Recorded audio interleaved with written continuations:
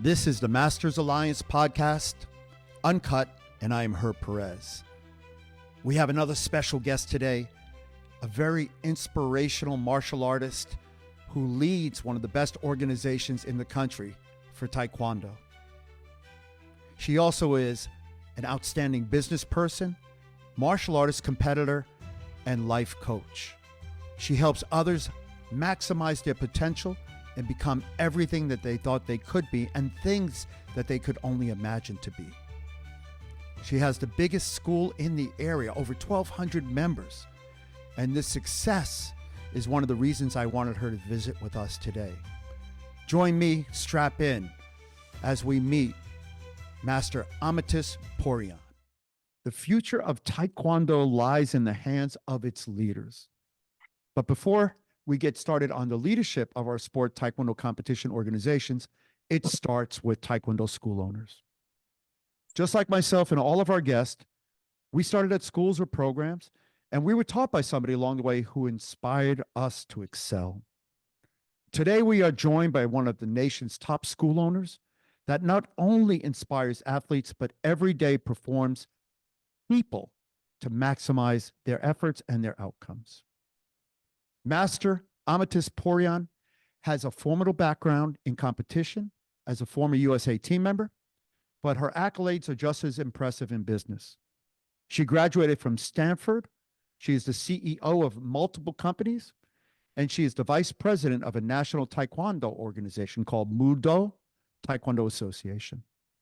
She is also the owner of the Studio Martial Arts and Fitness, and she blends her passion for Taekwondo and business to improve as many lives as possible. Now, I've been to her school, and I'm telling you, she has the numbers she says she has. She has earned numerous business awards. She was named Woman of the Year. I thought that was my wife.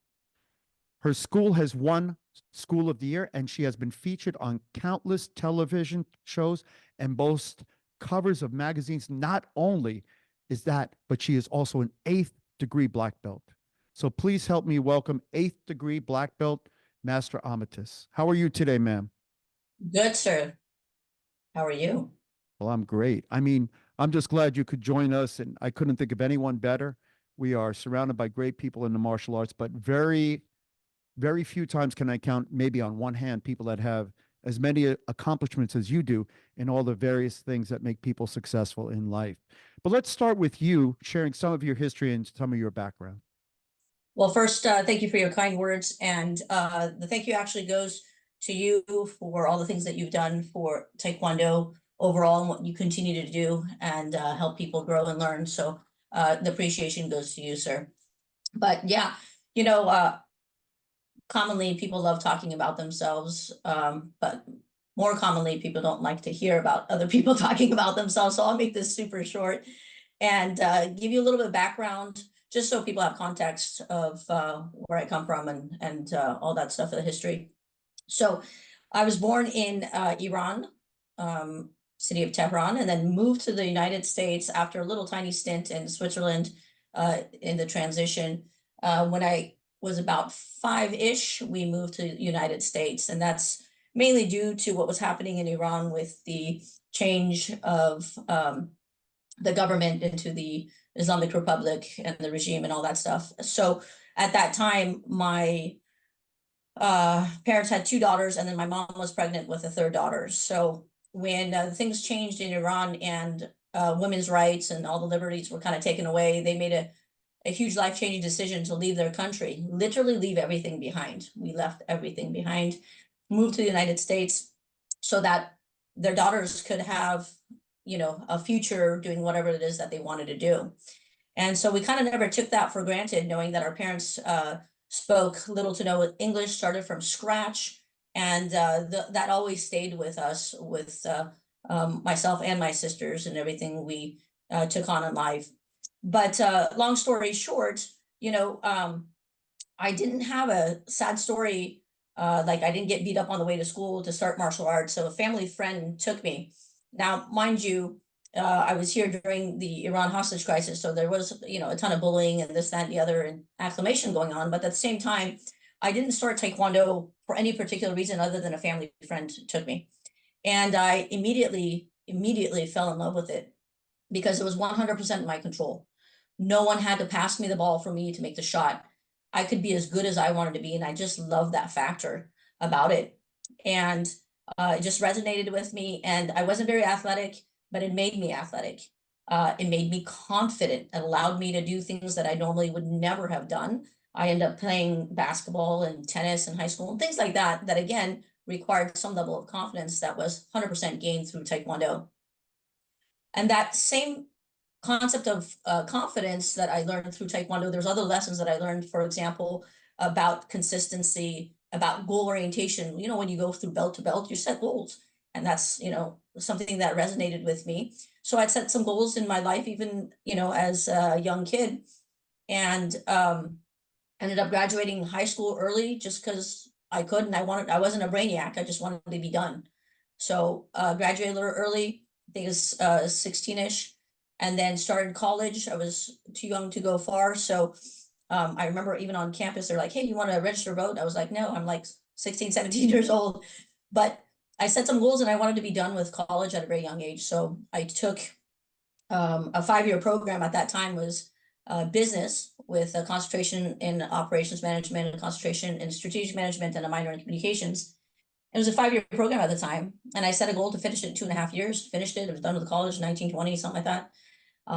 And I got my real estate license. I got my contractor's license. Did all these things, but all of it was because of what I gained in Taekwondo as far as the discipline, the focus, the consistency, the goal orientation, and the confidence. And then worked in construction, and then went and got my master's degree as well in construction management. And then, you know, was then into the work field and did project engineering, project management for large construction firms and so forth. But during that entire time, I never took my foot off the gas of my Taekwondo, ever, ever. And even when I was working full time, I always had a school or a club somewhere I taught because I wanted to contribute to Taekwondo and keep continuing to pass it on. So I, even in San Diego, I had a you know, a club with inside of a large fitness facility, and I had more students than more commercial schools do. And that was just strictly from, you know, passion and loving what I do, and did it on the side for fun. And so that's kind of my background, is in terms of education and the how I got started in Taekwondo. It made me, like I said, athletic. I ended up being on the US team, also with help from you. Obviously, I trained with you for a stint, and I have the scars to prove it. People don't know you're the one that broke my wrist. So yeah, that's my little background on you know, where I'm at today. And I left my job in San Diego. I had a really big project, a few $100 million project, and I won some awards for it. And then the new one came up, and it was like a huge project that I was going to be a part of. And I said, I'm leaving. They said, are you crazy? I said, what do you mean? They're like, you can't leave. You're like literally our youngest project executive. You've done this, that, and the other. And I said, no. And I came back to Sacramento because my family was supposed to move to San Diego. They didn't, so I moved back. And I opened the studio in 2010. And so when I opened the studio, I taught one person for 2 weeks. And I'm like, wow, that was a stupid decision. And then, but that one person turned into two to four, and it just kept going. And now, you know, we're over 1,000 members between all of our programs here at the studio. I still do real estate and construction and have my other businesses as well, but this is my hobby, my passion gone wild. Well, I think you've done a great job, and I visited your studio, and the story about the arm, unfortunately, is true, but that's for another podcast.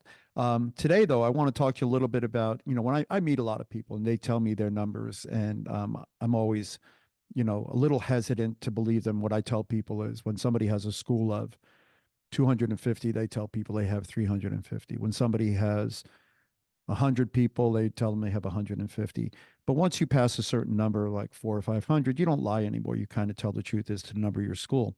When you came to visit me, you told me the number of members in your school, and I didn't believe it, to be honest. And then I came up to your school unannounced, and you have those numbers. You have over 1,000 to 1,200 students in one location. And I want to talk a little bit about that because you don't offer just your Taekwondo expertise. The Studio Martial Art and Fitness has other services as part of its martial arts center. Can you tell us a little bit about what you offer besides Taekwondo?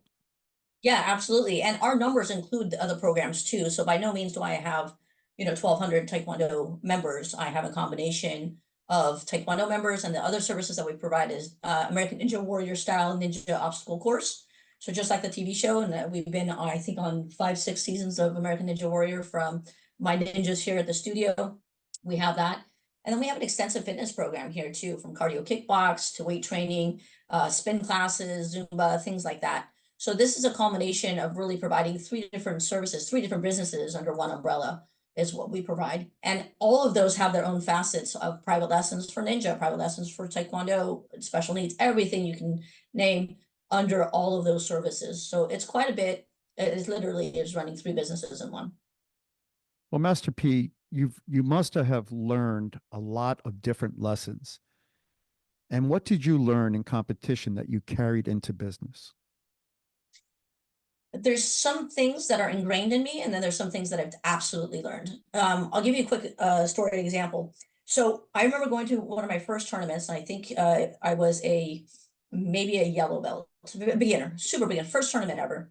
And my family friend that introduced me to Taekwondo took me there. And I ended up getting first place in sparring, as well, first place in Pumse. And back in the day, man, they had giant trophies. This is 30-something years ago, giant trophies. And I'm holding 2 giant trophies. I remember like it was yesterday. And I have this sad look on my face. My head is drooped, and I'm just super sad. And he comes up to me and he goes, what is wrong with you? Why are you so sad? Obviously I'm holding 2 first place trophies. And I said, because I didn't get the highest scores you could possibly get. And at that time, I don't know if you guys, we were ATA back in the day, and they would score by hands on Pumse. And so I got a 999. And I was like, I could have got a 10. So I was so disappointed in myself. And he goes, no, 9 is the highest you could possibly get. 9 was the highest score. And I was like, it is? This is how novice I was. I didn't know anything. I go, it is? And he goes, yeah. And I go, okay, yay. But that's resonated with, and that stayed with me. And that's how it is always for me, is that whether it's in business or competition, I'm not competing against anyone else. I never have, I never will. I do not compete against the players there. I compete against the maximum that I can possibly do. And that's what I go. And then I leave people in my wake because I'm not competing against them. They're not even a factor. And that's something that I do in business as well. I don't compete with who's doing what. I don't keep up with any other schools. I just do what I do. And the biggest thing is, and this rolls into, a lot of people want to go copy what other people are doing. If someone is winning, they're like, oh, I want to do this, or I want to copy them. I've never been that person.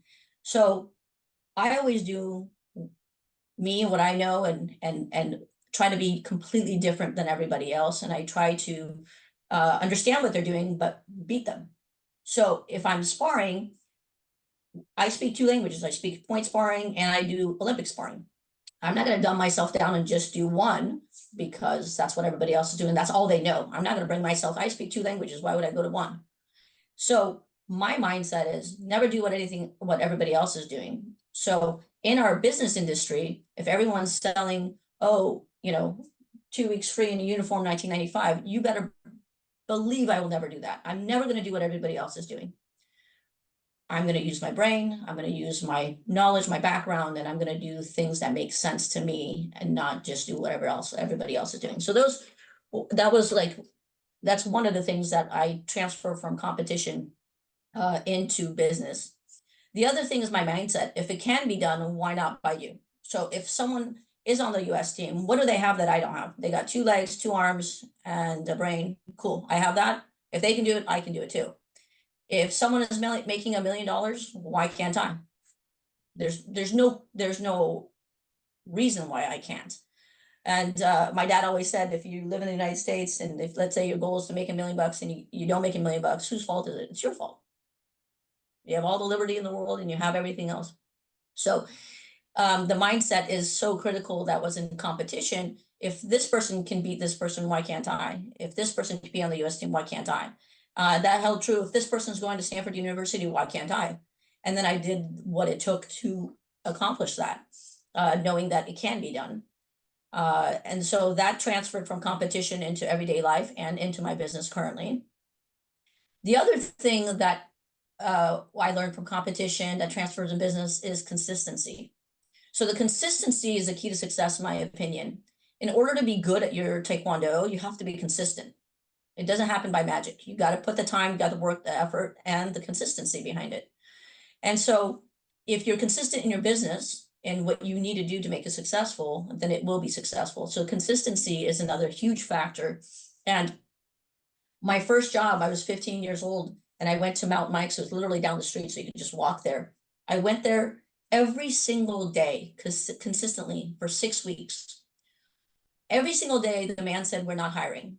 On week number 6, he said, "I would be an idiot to not hire you. If you're this persistent and this consistent, I would be an idiot not to have you as an employee." He wasn't even hiring still, but he hired me on the spot on that 6th week. And I took that job to learn what it's like to make minimum wage because I wanted that experience. So I'd never have to taste it as an adult. My dad's like, "What are you doing?" I was like, "I want to experience this." You could spend my paycheck on the gumball machine on the way out. It was like so small, but it was about the experience. But the consistency got me that job. That was my goal, you know? And then the other thing that I learned from competition that transfers in business is time management. Just like you have to manage the time in the ring, if you're ahead or you're behind, you're on defense or offense, how much time you got, what are you going to do in the time, whether it's a 3-minute round, 2-minute round, minute and a half, whatever it is, you have a lot of period of time. How are you going to maximize? And this lesson that was ingrained in me in literally sparring transferred in my studies. When I went to school, I would take literally 10 classes, 30 units at Stanford. My undergrad didn't matter. I would maximize because the time management allowed me to be successful because I had to get it done in the time I had to do it. So, and quite often nowadays you hear parents say, "Oh, you know, we're going to have our kids stop Taekwondo because they have too much on their plate." And I have a conversation with them. I say, "You know what, tomorrow when they have kids and a household and bills, are you going to say I'm going to take a kid off the plate?" The answer is no. You can't do that. You have to give them tools to be successful with the time that they have. So instead of taking things off their plate, give them time management and skills to be successful with what's on their plate. In fact, add something to the plate, you know? So time management was another huge thing that I learned in competition that I transfer into my business all the time. So it brings me to my next question. Can you tell us a little bit about, which it sounds like you just started to, the balance between your business and not losing true martial art components? I think it's so important to have your why, like, why are you doing this? I think that, you know, it's kind of a loaded question in terms of like, what's true martial arts? And true martial arts for me is not losing the art and the etiquette that comes with it. So, which I see lapsing in like sport. When I was on the US team, I took my parents to one of the competitions. We went to Vietnam and I took my parents with me. And we were on the bus traveling with the team, and the team members, granted, some of them were young, some of them were older, whatever. They were burping, cussing, throwing stuff. It was just like a high school bus of like I literally apologized to my parents. And then when I went to our training sessions, nobody respected the coach. Nobody wore their uniforms. Nobody said, "Yes, sir," nothing. It was so foreign to me. I'd never, ever crossed that before in my life in Taekwondo, but the true art for me was respect, discipline. And I was like heartbroken. I was like, "Oh, I worked so hard to get here. And then this is what I'm experiencing." And I was heartbroken. I was like, "Oh, I don't like this." So what I do at my school is martial arts first, Taekwondo, discipline, integrity, all the tenets. We have custom tenets that we say here. All of those come first. And then when you have the culture of the art, the business flourishes, it's secondary, but it becomes very successful. I don't let go of that. And that's so important for me. So I have students right now that are in college and they're on like the sport team or this, that, and the other. And they say the same thing. They're like, Master P, they don't listen to the coaches. There's no yes, sir. There's no yes, ma'am. They don't wear their uniforms. They're like in culture shock because they've been ingrained in discipline and martial arts and what I call true. So the combination of the two, how do you not lose it, is you make it primary. You make it the focus. You create the culture around it. And then it thrives because it's got roots. It's got a base. It's bigger than you. And then the business flourishes because you have an amazing floor. That's how I combine the two. Well, I mean, leadership, when I was there, it seemed like leadership was a huge facet of your school. It was a big part of what you do. Can you share with us how you develop your instructors and how you plan for the future? The first thing is leading by example. You have to. If you expect your students to train, you better train. If you want them to be fit, you want them to be healthy, you better be fit, you better be healthy. You got to do what it is that you asked of them. And quite often nowadays, you don't see that. There's so many school owners, they don't have an instructor, they don't train, they haven't kicked in other than do a demonstration in their class. They don't train, they don't do anything. So one is, how can I ask things of people that I'm not doing or haven't done? Like, that's the first thing, lead by example. And then you have to motivate these people. Without exaggerations, my instructors include doctors. I have doctors that are teaching these kids and adults. I have nurses, I have entrepreneurs, I have real estate moguls. Literally, these are the people that are teaching at my school. How am I motivating a doctor to come teach Taekwondo? What am I doing? I'm doing that because I'm creating a culture that facilitates that. And the instructors really have to be homegrown to understand that the why of the school, the why are you doing this? And they have to be in concert with it. They have to understand that they're here for personal growth, and that's a part of their personal growth is get into the leadership program so they can share what they've gained. They always have to be in a place of gratitude, appreciate the fact that they're doing this and they can help others. And then also our programs really create our leadership, our leaders. We have 20 something instructors and they come from our leadership programs here and the programs that built them to get to black belt. I don't know if that makes sense, but everything is very systemized. It does make sense. And I saw it there and I was really, impressed with the way you did it. But more importantly, the amount of instructors you have and the people and the way they help you. And I think that's amazing. And it's going to lead me into the next question. To be honest, your school is, I think more than 10 times the size of an average school. The average school in the country has less than 90 members. You have 20 times the revenue of most schools in a month and certainly in a year. What are some of the key factors that have led to your school's success as well as your personal success?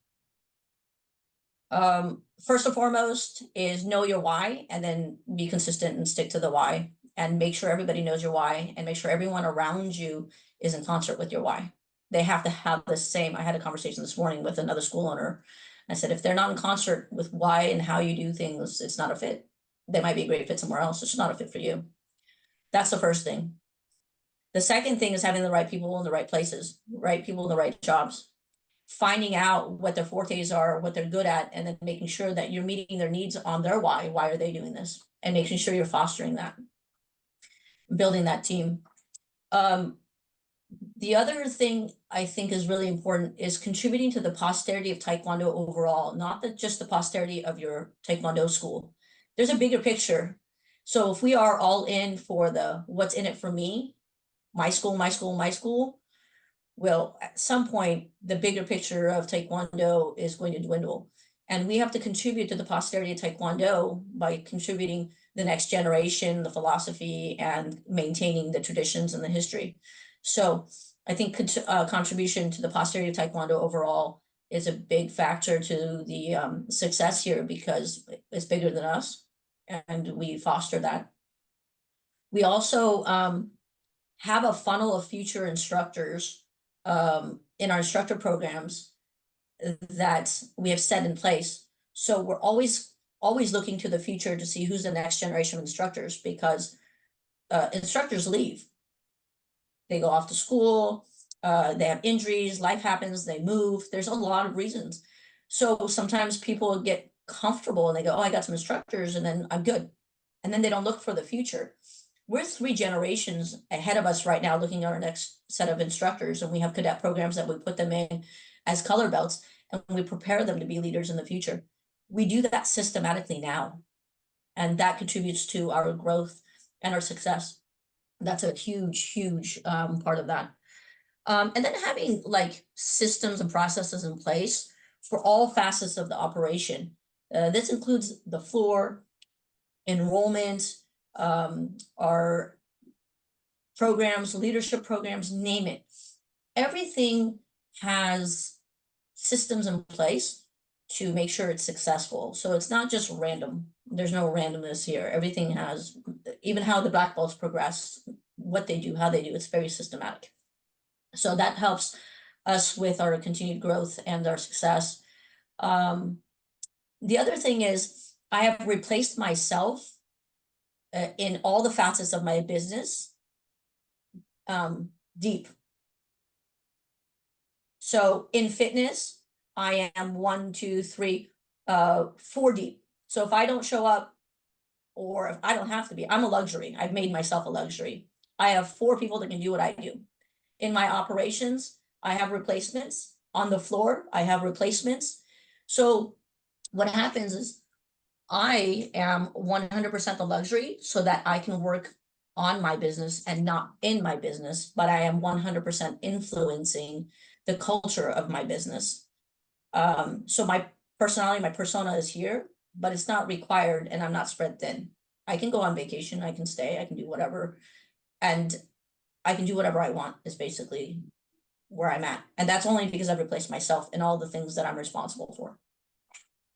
Well, I have one last question, and it's really about the future. I mean, what do you see for the future of Taekwondo and the martial arts business as a business? Well, I would prefer to answer it to say what I would love to see versus what because if things don't make a turn, it won't be very positive, in my opinion. So I want to stay on the positive side, and I'll share with you what I'd love to see. I'd love to see professionalism, number one. So for every other industry, whether it's the dentist industry, real estate business, law firms, they all have licenses and requirements and things that they have to go through, right? In our industry, we have nothing. Any Joe Schmo can teach Taekwondo. Any Joe Schmo can teach Taekwondo. And then we have a lot of people that do teach Taekwondo. Let's say they love Taekwondo, they're good at Taekwondo, but they know nothing about business, or they're not professional. I would love for us to be as professional as the real estate, the dental, the medical, I don't care. Any industry that's professional, I want us to be as professional as them. Have requirements in place, make sure we're delivering systems and services that are of the utmost professional out there. That's the first thing I'd like to see Taekwondo business and Taekwondo go in that direction. That means, like, if we actually trained our instructors to be good, effective instructors to transfer curriculum and instead of dumbing it down, where they're like, oh, kids don't learn forms. I'm not going to teach them forms anymore. Oh, kids can't learn a round kick. We'll just take round kicks out of our curriculum. Whatever. Instead of dumbing things down, learn how to teach better. Be a professional. I can teach a room with 8 different belts, all different ages, whatever, and make sure at the end of the cycle, they all get their content down. But it's because I came up in 30 years of systematic teaching, which is very unique, and we're very blessed to have the instructor that we had and all that stuff. So we're a dying breed of what I'm talking about. So what I'd like to see is, number one, professionalism in our industry. The second thing I'd like to see is I'd like to see Taekwondo not as popular, but more popular than soccer. So when parents have a decision, they have a choice to make. They go, am I going to put my kid in soccer or Taekwondo? They always choose Taekwondo because they understand, because it's mainstream, and they've seen and heard the benefits of Taekwondo, and they put them in Taekwondo over soccer or anything else. I want it to be that popular. So that's where I'd like to see the future of martial arts business and Taekwondo go for sure. Masters and instructors, contributing to posterity of Taekwondo, like we talked about, on a grander scale. Um, our organization, the Mudo Taekwondo Association, ran by Grandmaster Jack Corey and myself, we don't need to do this, but we do it to help the next generation have that foundation and make sure that we don't lose the art piece, the traditions of Taekwondo, and marry it still with the sport. So we're trying to instill that in everybody that follows us in our organization and provide amazing tournament circuits and all this stuff. But because it's lacking, but we don't need to do it, but we're doing it. We give up our time and our days and our time away from our family for the greater good of Taekwondo, for the bigger picture. And so I'd like to see more people doing that. Athletes still holding on to the roots of martial arts and not forgetting to bow and show respect to their coaches and all the people that are contributing to their success. That's something that's huge. But more so than anything, I think professionalism is where I'd like to see the martial arts business go. Well, I all that resonates with me, and as a person that you've been helping me as well, and so I can't say anything but thank you, introducing me to your amazing organization, and then to speak frankly, seeing the success you've had post, pre, during COVID just has been inspiring for me as a school owner, because we all suffered during COVID, and your school didn't suffer as much because of the community that you built and continue to build. But I applaud you for the time that you spend to help others grow, and your organization, and recognizing people that have contributed to the martial arts that haven't been at your last big event up in Sacramento, and seeing Grandmaster Simon Rhee there and meeting him, and then many of the other individuals, all different martial art levels of excellence, and then just the commonality and the inclusiveness was something that I was greatly impressed with. With all that said, I want to thank you today for everything that you've shared about what you have done, what you do, and I encourage others to reach out to you, whether it's to learn more about you, or more about what your efforts are, or more about the Mudo Taekwondo Association and its efforts to help grow people. But I can't think of anyone better to learn what's necessary in what I'd like to call a no nonsense approach to martial arts in general. You don't ask for much. You expect a lot from the people that you work with, and I think that's why you've been able to grow your school and your organization to the levels that you continue to and have. And I look forward to seeing what's the next chapter for you. I'm going to invite you to some other things that we're holding on the state of the sport, the state of the art, and I know your thoughts. And again, the story about the arm is for another day, but there's a lesson that was learned as a result of that unfortunate, and for legal reasons, I think the statute of limitations has passed. So I will admit to the arm break, but it was a lesson and it was a teaching moment.